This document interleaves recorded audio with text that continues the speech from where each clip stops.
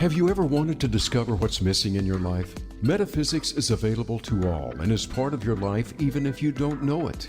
Welcome to Metaphysics, a view through the veil with Barb Crowley.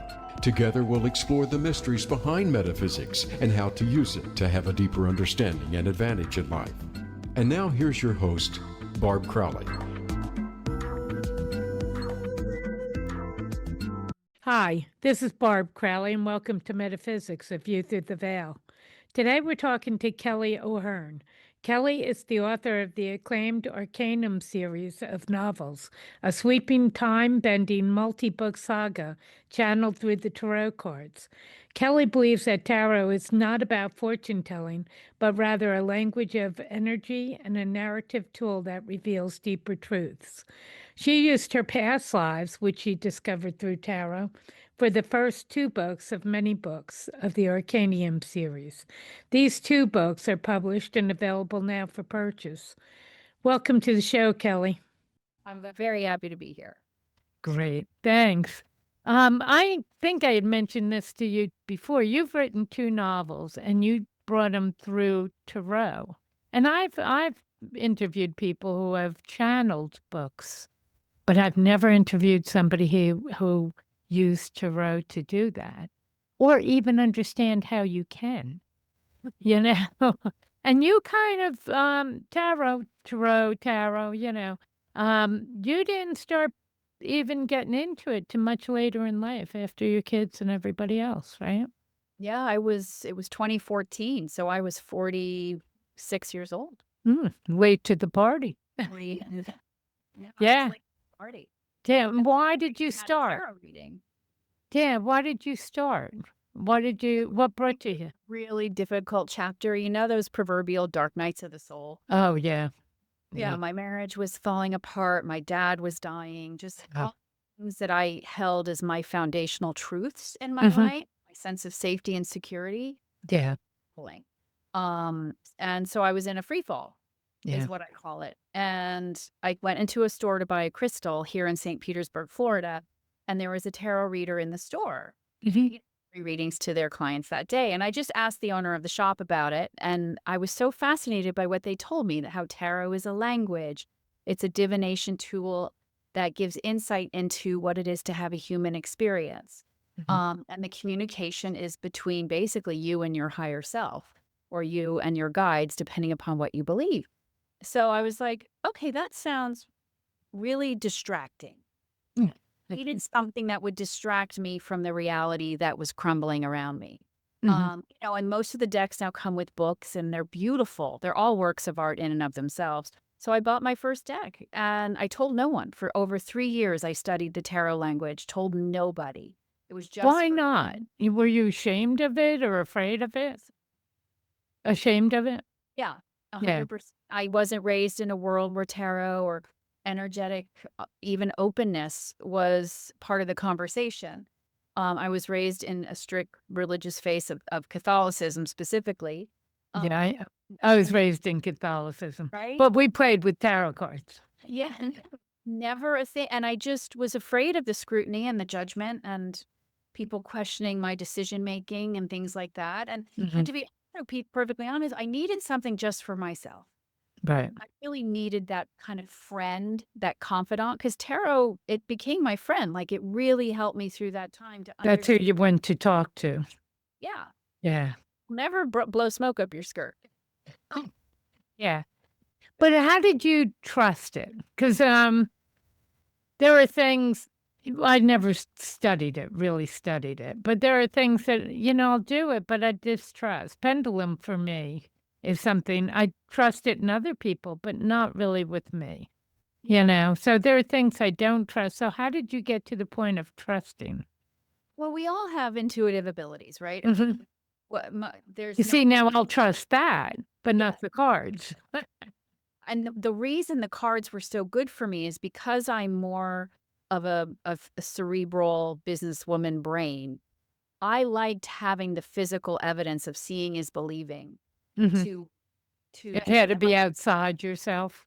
To validate how I was feeling. So I really don't use tarot often, and I tried to dissuade my clients to use it as a prognosticator. Like, I don't believe in predicting the future personally. That's You say tarot isn't really meant for that.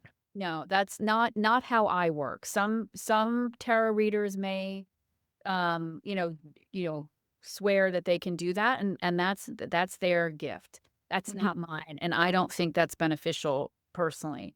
So, but the tarot, I knew how I was feeling in the moment, and like I would have an instinct of a direction to go, and the tarot just would say to me exactly what I was feeling. Yeah. Because forget it is a language. So it was through that kind of testing it, Mhm. right? Testing its accuracy, testing its honesty, testing its consistency that I grew to implicitly trust it. And when did you start to do readings for other people? When did you finally admit to people you're Yeah. doing this? Closet. Yeah. In in 2017, I told a dear friend here in Florida, and she was so enthusiastic. And she's like, give me a reading, give me a reading. Yeah. I did, and it blew her mind.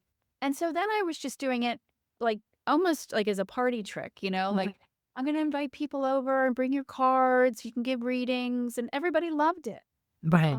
And it wasn't until I told my family, specifically my mother, and she looked at me and she's like, "Well, that's great, honey, but tell me you're monetizing it." Yeah. And I thought, "Oh, I never even thought about making a business around it." Yeah. Yeah. That's when I explored a lot of different possibilities around forming a business in this particular arena. Mhm. And it's just worked out so well, better than I ever dreamt. How did your friends go from free to pay? That's always a rough thing. Yeah, Or did no, it was totally fine. yeah. Uh, it just was what it was. Mhm. You know, I just was, I think the woman that I originally told still gets free readings. Mhm. But everybody else pretty much pays. Not Yeah. everybody, most. Yeah. Yeah. Yeah. Um, how often do you do it now? Is it like multiple times a day? Oh yeah. Yeah. So it is. I'm booked out 2 to 3 weeks in advance. Mhm. I try to keep it to, 5 days a week, preferably 4. Right. But I don't like to do more than 4 or 5 clients a day. Mhm. But for instance, today I only had 1 client, which was really nice. So, it just how Yeah, it's it balances. yeah, Yeah. and the time of year, a lot of people are traveling right now, but it's just grown globally. I mean, I Yeah. literally have clients on every continent except Antarctica. It's Mhm. amazing. But you look at it differently than most, tarot readers. I do. Yeah, and tell Very me about that. much. Barbara, like my job is to help my client who, I mean, as you know, no one comes to me when life is going swimmingly, right? I always say that. Happy people are not here. Yeah. So, which is fine. That's fine. That's one reason this type of work is available. Mhm. And but my job is to help them understand where their energy is, their frequency and vibration in relationship to the person, situation, experience that's causing them pain or agita or frustration. Mhm. Because until you take ownership of really where your true vibration is, you can't receive the results that you would prefer. So it has nothing to do with predicting the future. It has to do with aligning my clients with the vibration of the outcome they desire and having them truly understand what that means. And then all of a sudden, life will shift and deliver results that match their desire. It's not Mm. exactly how you think it'll play out ever. Oh, yeah, yeah. I mean, a lot of my clients will say, oh, no, she predicts the future. I'm like, no, no, no, no. You've done the work. You've shifted your vibration. So you are receiving different results. That's not me. That's your work. I just was the Ye illuminator of what had to yeah, be done. yeah. Yeah. Can you give me an example of that? Somebody that you've worked with maybe?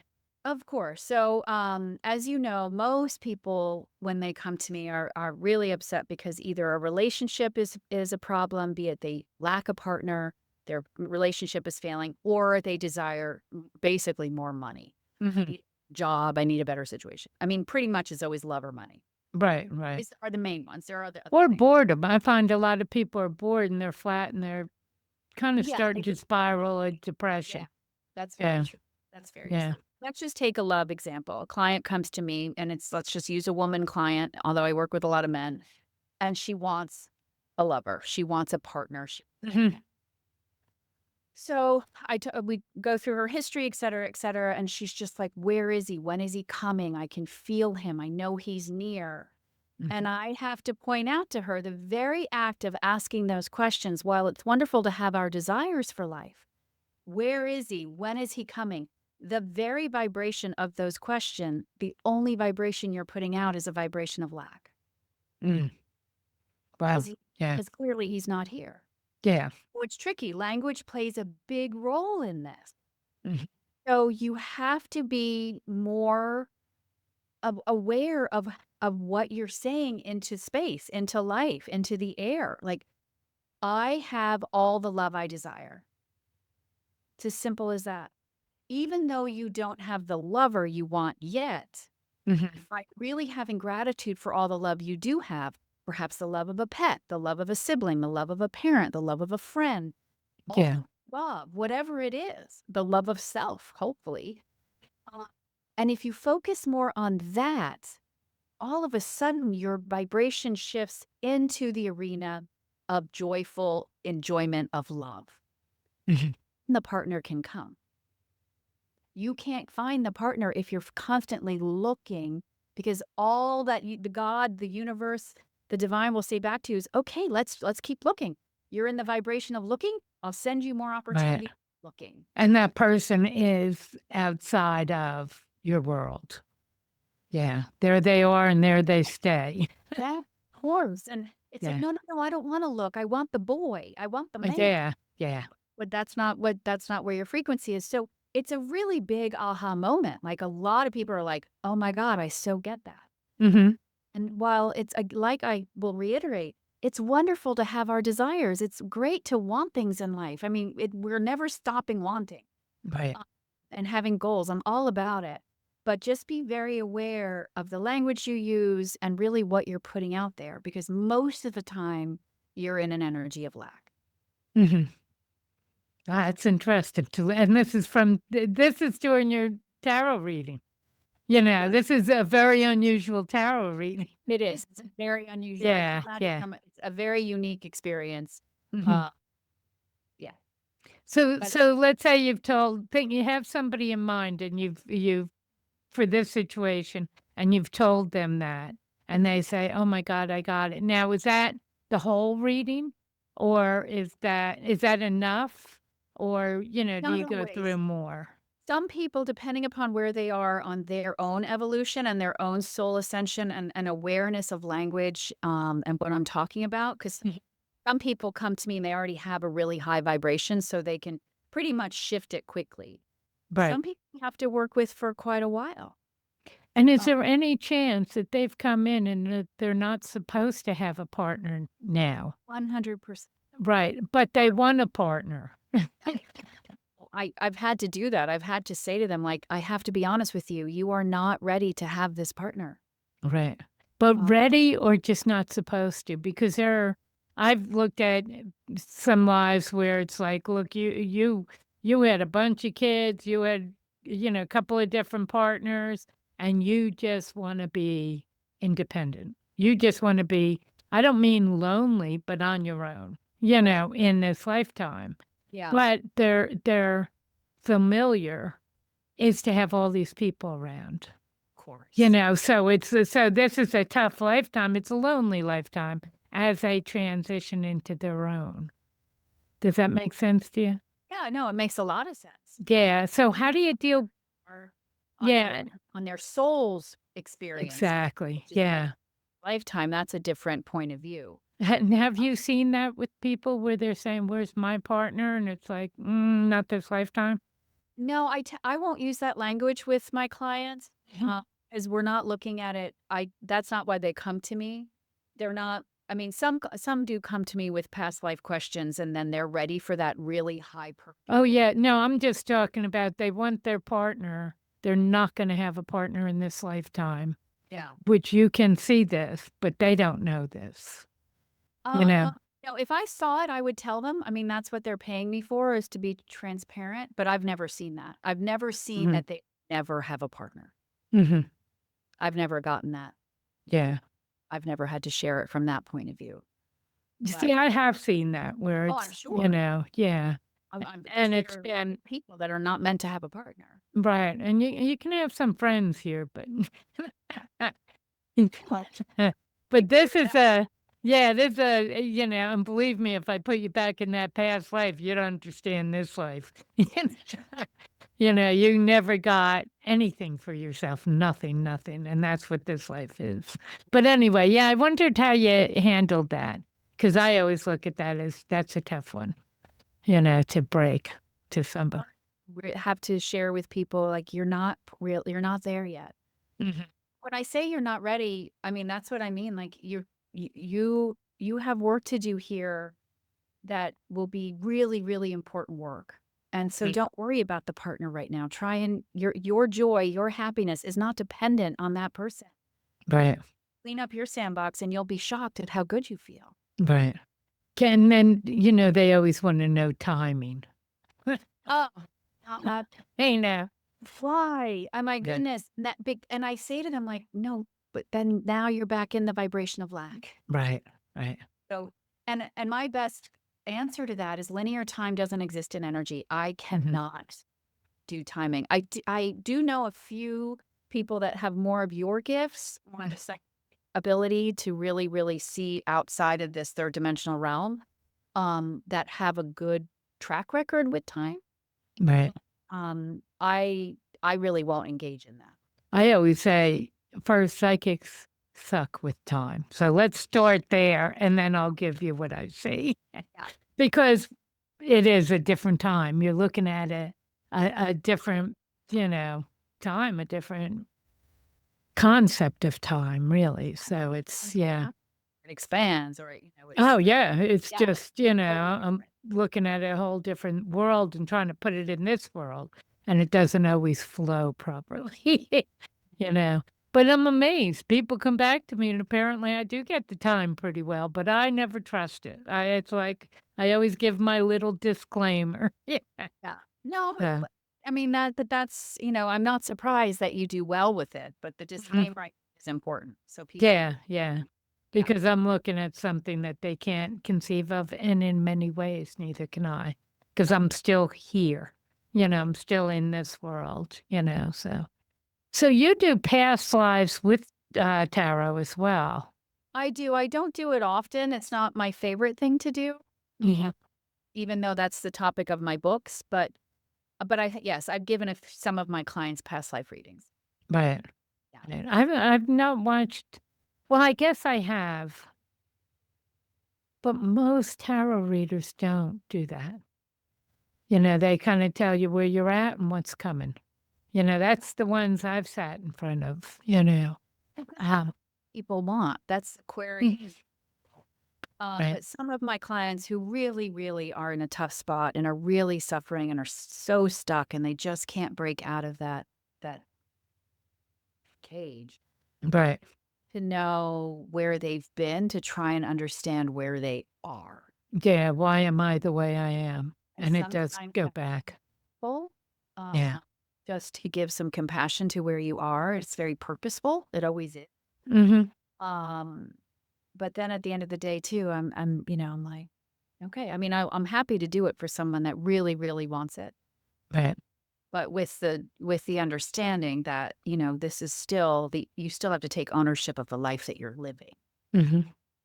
So give me a success story, somebody that has come to you and say, where is he? And you've said you need to think this way. You need to change. Yeah. Have you gone to their wedding or? Yeah, there are a couple of my clients that have gone on to get married, that have called back in someone from that they were yearning for, that had left them, and they were really sad about the breakup and the ending. And then that person came back around. So yeah, there have definitely been. I mean, It's got to be. My job is to put myself out of a job. Right, right. I know when I get that email or that text from a client, like, yeah, and I never hear from them again, I'm a happy person Yeah. for that. Well, What do you tell people about money? People, especially now, the fear, financial fear. And then also, but you go back years before where we were doing okay, everybody, wasn't so deep in this fear. Where there is a block against money and they have looked everywhere and they have tried everywhere and can't find it. How do you work with them? Well, we have to really dive in because most money challenges comes from has nothing to do with money. It has nothing to do with capacity. It has nothing to do with intelligence or background or education. It Right. has the worthiness wound. Mm-hmm. The worthiness wound didn't come from money. It came from probably an adult Something else. life or another child that was mean. It was some narrative that they believe and that's so deeply ingrained in them is they are not worthy of goodness. Mhm. They worthy of attention. Anything that has to do with abundance. Abundance is not really money. Right. But if Think- they know that, how can you get them out of that? The knowing Yeah. different than the being. You have to Explain that. Yeah. go our wounds, Mhm. our work wound, our abandonment wound, whatever it is, our protective patterns become our very, very close, intimate partner. Mhm. Most people become very comfortable with the narrative that is running the show from the subconscious. They're not aware of it. Right. So it's one thing to know, like, oh yeah, that person left me. My father left me when I was little. I have an abandonment wound. Mhm. But it's a different thing to know that that wound serves you so well or in your subconscious that you will never let it go. You're almost codependent on the wound.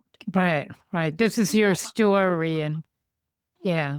It's a scary thing to let go. It's like the same struggle that a child has letting go of a blanket or a pacifier. Like, oh Right. my God, I can't sleep without it. Of course you can. Right. Of But who course. will I be? That's a lot of the questions. Who will I be without this story? So Yeah. it's a much deeper issue than just the awareness and the knowing of it. Mhm. You really have to shift and have like a somatic shift. Like when for me, the best access to releasing things like this is through the portal of the physical vessel, the body. So, because Explain that to me. all of Yeah. this, all of this belief lives in our body. A lot of people's worthiness wounds and abandonment wounds, the worthiness wounds tends to be manifest as a gut issue. The abandonment wounds tends to live in the throat chakra, in the voice box, and things like that. Um, and once you start to feel the ease and the nervous system starts to shift and relax, then you know you're getting somewhere. And so it just, it's not instantaneous. I've had a few people where it's been really quick, the shift. And then the results in life have been just stunning. But for most people, again, they don't want to let it go. So they revert back to their pattern, which is fine. That's okay. Right. But you're just not going to get the results you I want. was going to say, except it messes up Just their accept life. that Yeah. and your life. Mhm. It's right. We're not all meant to be mega millionaires or whatever, right? And that's okay. But this comes up in the cards, so you will see the wound. Oh, Or do you have to have them ask that question? no, not necessarily. I mean, and also I will say I've gotten to the point where I've been doing this so much and I've worked that intuitive muscle so Right. much, like anybody can do, that I don't really need the cards anymore. Yeah, no. A lot of tarot people don't. The cards are a prop. Cards again are such a fun, engaging experience. Yeah, yeah. And like myself, when I started, the seeing is believing. You cannot deny the definition of the card. Mhm. But yeah, the cards are, I mean, I I wish I could explain it. My clients are always like, "What's happening?" I'm like, "I don't know." Right, right, right. Oh, I But tell people the same thing. Well, how can right, you do that? I have no idea. No idea. that the Yeah, cards always support what we're talking about. right. So- And often the client does need the cards. What somebody said to me, they don't want to look at you, they want to look at something else. Uh, Oh, you that's know, a really astute statement. isn't that? Yeah, I know. I love that. I never would have thought of that. And there are times, because I don't use anything, there are times I've put cards out on the table and they mean nothing to me. I don't have the knowledge of them, and nobody ever picks one, nobody ever does anything with them, but somehow they're happy that they're out on the table. Just there, Isn't something. that weird? The only person that ever did was a shaman, and he picked a card, and he was in this panic trying to divert what I was telling him. And I said, "Put the card back. Put it back. Well, you're here to hear it. You're gonna hear it." Yeah. I know, I know. But so they would come in, and you pretty much are perceiving right away. What if they ask you a question, "Where's my guy?" and you perceive the wound, and the wound may be betrayal. Something maybe not even around a partner. But block their money or block their success or you Yeah. know, or well, I'll ask I can, this well, other part. like you can instantly tell when someone's Right. energy is really messy, Mm-hmm. Right. so unsettled, and so full of agita and movement that there's no rest. Right. Right.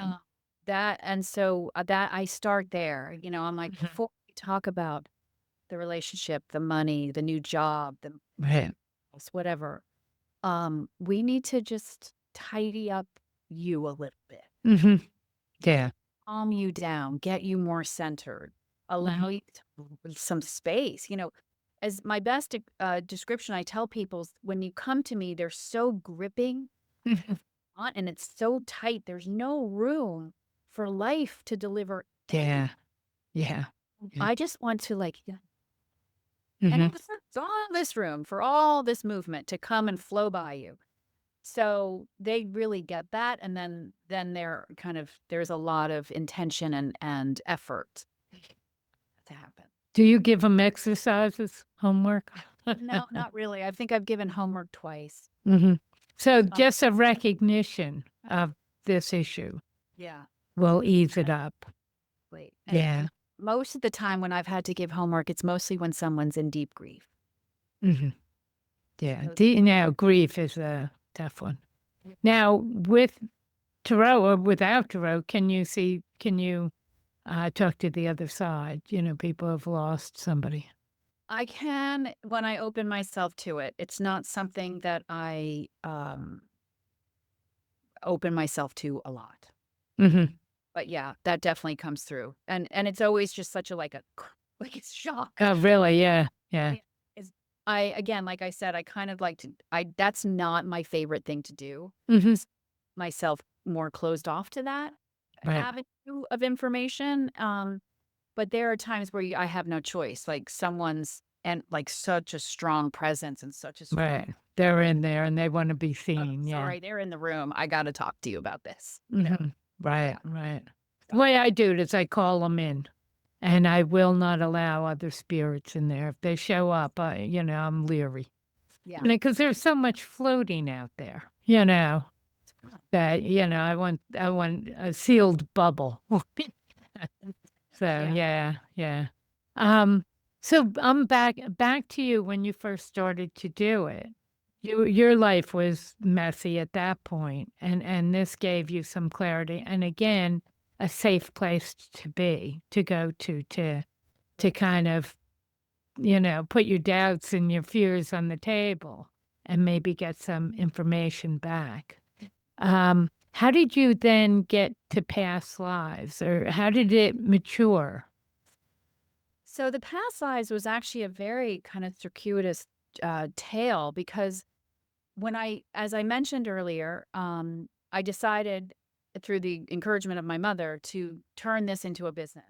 But Mm. before I felt comfortable doing that, Barb. I wanted to try all different modalities in this field. So I hired a psychic, I hired a medium, I hired Yeah. a doctor. Yeah. So I would try and just to see how they ran their business. Mhm.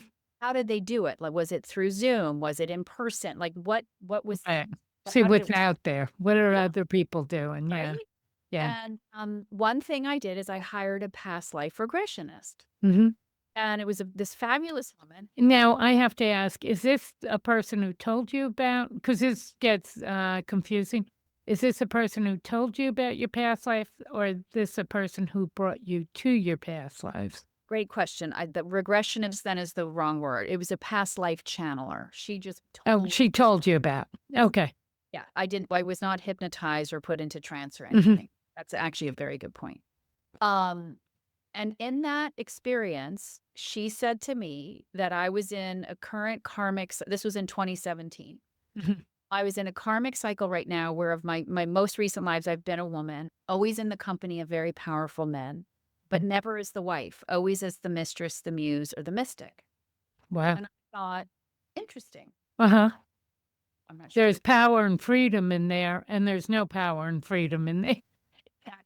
Exactly. Yeah. Thought. Yeah. Anyway, I enjoyed that experience. This was an incredible human being, and I just moved forward with my business. Well, come 2020, when we were all at home, a friend of mine who knew about my past life experience and the story of it, he was in a different country. I was here in Florida. We're all at home. And he said to me, would be super fun. A fun little thing to do is take the major arcana of your tarot and let's channel your past lives. What were these lives? Who were these Okay. people? And because I always want to open this up and keep it basic for people who are not trained. Oh, sorry. Arcana, so you Yeah. want to explain that. So in the tarot, it's a 78 card deck, and it's divided into two parts called the arcana. There's the major arcana, which are the first 22 cards in the deck, which have to do with very high spiritual themes. And then there are the minor arcana, which are the four suits of the deck, like our Mhm. playing card deck. But rather than the four suits in a playing card deck, the four suits in the tarot deal and represent the physical, mental, emotional, and spiritual side of being human. Mhm. So when the cards fall, they literally form a sentence. They have a specific meaning. And the meaning can change depending upon the cards around them, like the word blue. I love the color blue. I feel blue. Mhm. Same word, different meaning Right. because of the words around them. So it's the same with the tarot. But the first 22 cards are characters, personalities, and characteristics. Mhm. So I knew that just by using those 22 cards, I would very much be able to get characters, themes, timelines of these past lives. Right. And the characteristics. What was the lesson? What was the intention? What was going on? Mhm. So that's why I just only use those 22 cards, which are called the major arcana. Okay. Thanks. Thanks. Okay. So And you use that to take a look at past lives. Did you also use it to see what did I bring into this life from those past lives, and why those past lives? I mean, we have a lot of them. Most of them are pretty boring. yeah, You no, know? I didn't. It was very self-evident to me by looking at those what I had brought into this life. Yeah. Yeah. This life did come up, even though I didn't ask about it. They Mm. pushed that through for me, which was really kind of fun.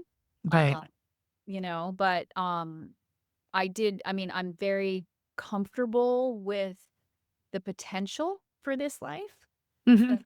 actualize it or not. I think I'm well on my way, but you never know. I mean, curveballs happen. So it, but no, so far so good. So what did you bring in? I mean, you were a wife, mother. You were not a mistress. Was a wife and a mother. I was Yeah. not a miss, Yeah. and Right yes, after I said that, I thought, "Oh, maybe you were," and I shouldn't have said that. I don't. I mean, I don't have that story in this lifetime. Yeah. I wasn't a muse. I wasn't a mystic. But it's a But power thing. The mistress, muse, wife, there's such power dynamics. Yeah, and I would think that that was at play in this lifetime was a power dynamic, I Well, guess. was the actualization of the one being me as the source of everything I need. Right. Not needing codependent love, which is what I had with my ex-husband. Not not giving my power away to situations because I didn't feel valuable enough or worthy enough to have a voice at the table. Mhm. So in the lives, it was very self-evident that it's very much a love story, Mhm. but and you know, it's kind of like happily ever after takes more than one lifetime, Right. but it's love That's good. of self. Yeah. It's all been for me to find love of self. Mhm. Then I'm able to enjoy the love of my beloved. Right, right. So rather than be when I say wife, mistress, muse, whatever, you're always the other person. You're always attached. You're somebody's wife, somebody's mistress, somebody. So there's never just you. And in this lifetime, it was like, oh no, I'm a woman who happens to be married to somebody Right. rather than I am somebody's wife. There's a Well, difference. no, when I was married, I was a wife, and I was very No, what I mean is, to that. it's who you're looking at. When you're somebody's wife, when you know the guy and that's his wife, you're on the side. You know what I mean? So that's why I said wife rather than you are you and nobody's looking at. And who are you attached to? No, Yeah.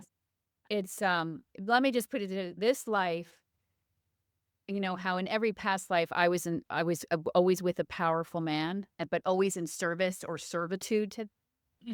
I am the powerful man in this life. Oh, good. And I'm the mystic, the muse. And, Right. Right. and So you took your identity back yeah, for you. I stand in that kind of sovereignty, which feels so good, Mhm. and have great love. Like I am, and I am in my soulmate relationship, and all these things. So it's just a wonderful thing. But there's no more, I mean, of course there's issues, but there's not toxic need. Right. Right. Yeah. Right. So now, do you have anything you're still working on in this lifetime according to your cards? Or have you achieved? I'm pretty much there. You're I've had there. bad days just like everybody, and Oh, yeah. Well, you're human. I recently went through what I feel will be my final big release, and like this shame body came up for me that I Mhm. did not see coming. Right. And that was magnificent. So I think I'm pretty much done Wow. for That's this. great. Yeah, feels really good. Yeah. Yeah. Do you teach other people to do this or no? I have given some tarot lessons. A few of my really good clients have asked just for me to walk through the deck with them. So I've done that on the side, but Mhm. it's something that I pursue. No. So I would say no. Right. Right. Now, so you have taken your experience of your life through tarot and you have written 2 novels, right? You want to tell me about them? Well, it was so fun because when I was doing this, there were these incredible past lives that came up all throughout human history, and we just kept this friend of mine and I we did this all through like from April 2020 through like July, and Mhm. we just kept pulling more and more cards and getting more and more layers of the story, and I realized like this isn't really just a fun story. How to tell the story? What turned out to be 5 souls. There's the heroine soul, which is based on mine, but the novels have been fictionalized. Mhm. There's the soulmate soul. There's the male best friend soul. That's a significant one. There's another female soul who's the really high evolved soul, and then there's the villain soul. Mhm. And they all travel through time and space together through these incarnations, all in service to trying to get the heroine to come into the lifetime and finally stand in her sovereignty, right? Mhm. So I was like, oh my God, these are great stories. I want to tell these stories. And I thought it would go right to like a screenplay and to be a pitch to Hollywood. But a lot of people that advised me were like, write novels. Novels are a great avenue of To creativity. get there. Yeah. Yeah. Yeah. So that's what I did. So book one, which came out in 2023, is called In the Temple Shadows, and it's the ancient Egypt past life. Hmm. Book two, book one came out in Which 2020. is your past life? Yeah. It's also yours? Yeah. Yeah, it was the one I channeled through the lens of my soul. So in that one, I'm a mystic to the pharaoh, but I'm all about serving him and being his mystic, his lover, Mhm. all in service to power and the greatness of Egypt. So I give up all of my everything Right. to serve. But To what's interesting, survive, though. I mean, there's, well, of yeah. course, yeah, of course, I mean, there's always something coming back. yeah, absolutely. Yeah. Yeah. But in all the books, you have the current day lifetime. So in book one, it starts on the 40th birthday of the heroine in New York City, which is where I'm born and raised. Hmm.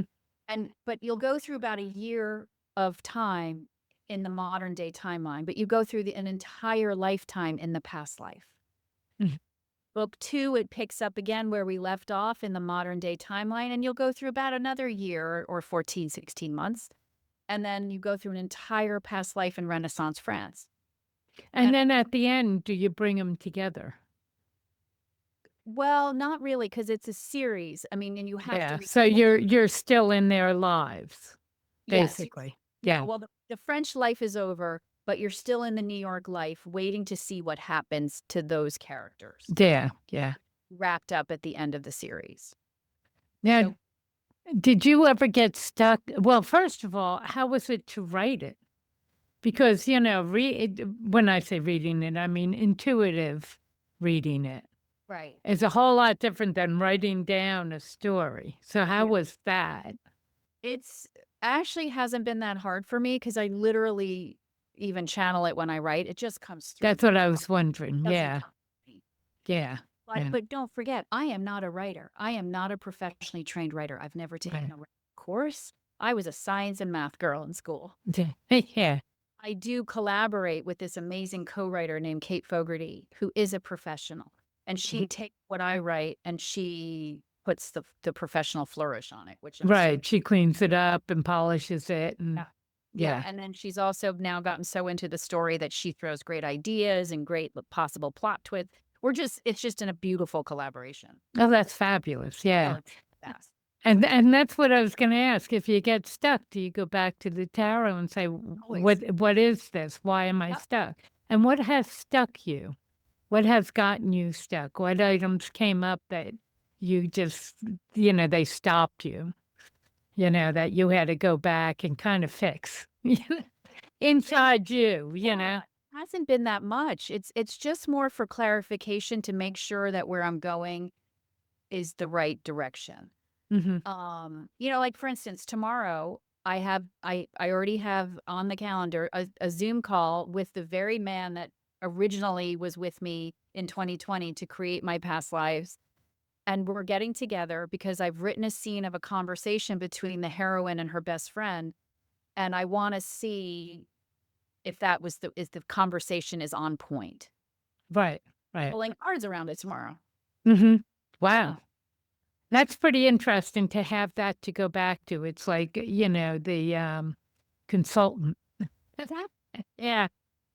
If you think about it, I mean, this story, I feel it's real, but I won't know until I'm back in the field and I've passed on. But it's like I have the master storyteller on my table through the cards to let me know, like, yeah, that's pretty good, but add this. This will Yeah. make it better. And when you put down cards, do you actually say, okay, I'm at this point, where should I go? And then put some cards down, or Yeah. you do it that way? Yeah. Absolutely. Yeah. Have you ever been shocked or surprised? Yes. Yeah. Have you ever I'm done one thinking, of these? Are boy, you I'm sure? But yeah, I was just like, oh my God. Okay. Have you ever doubted it and said, wait a minute, let me. All doubt, when it comes to tarot, all doubt left my body and my field by the time I started the business. Mhm. I am so confident in the accuracy of the cards. Right. Um, and the way that I do it is very different. They just fly out of the deck. It's not like I don't do spreads or any of the more. Right, you do tarot, and, I've touched it a little bit, but you do tarot very, very differently, and your,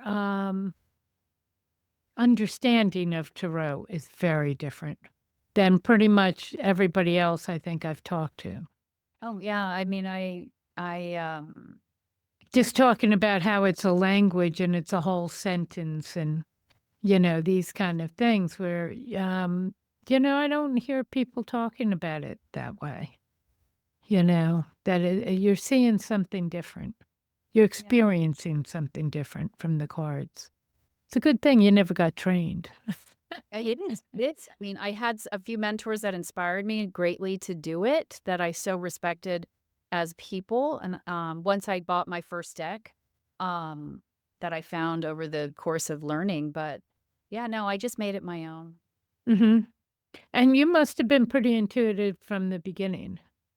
I must have been. I mean, of course, I remember those days as a child, and I remember pockets of moments throughout my life. Mhm. Uh, but most of the time, I very much live my life through the filter of my mind only.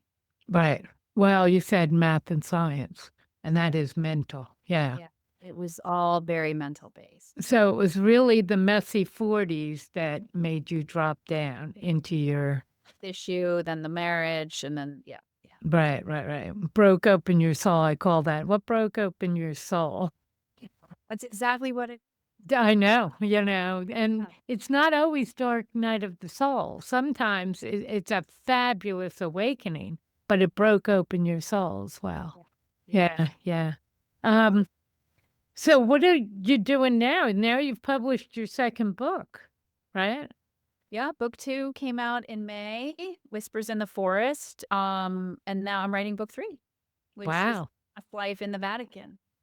Oh, that's fun. I want to know what's in that vault. Do you go in that vault? I actually did get some things while I was channeling it back in 2020. Yeah. Whether or not I'm gonna put them in the book, I don't know. But, yeah, I mean, not the full vault, but I agree with you. I want in the vault. Yeah. All of yeah. I want to see what you have. Well, what did you see in the vault in 2020? Since you're not putting it in the book, I have to ask. There was a lot of messages around Jesus, his family.